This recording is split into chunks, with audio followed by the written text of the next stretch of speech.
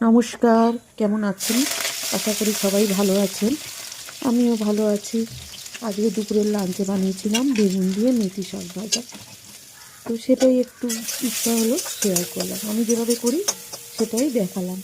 প্রথমে ছোট করে টুকরো করে বেগুনগুলো কেটে নিয়েছিলাম। তারপর তেল গরম করে বেগুনগুলো একটু নুন দিয়ে ভেজে নিলাম। বেগুনটা নরম হয়ে গেছে, তুলে নিলাম। তারপর আরেকটু তেল দিয়ে দিলাম, তেলটা গরম হতে দিলাম।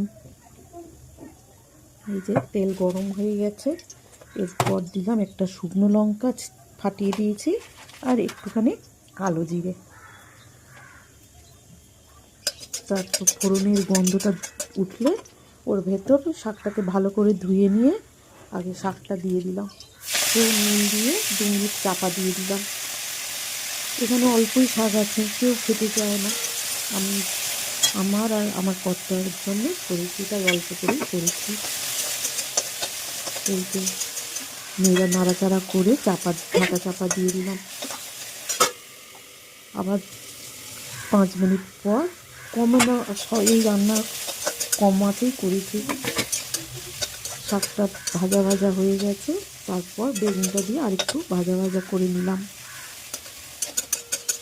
তোমরা কে কেমন করে মেথি শাক খাও একটু কমেন্টে জানিও তো, তাহলে আমি আর একটা রকমভাবে ট্রাই করে দেখবো কেমন লাগে।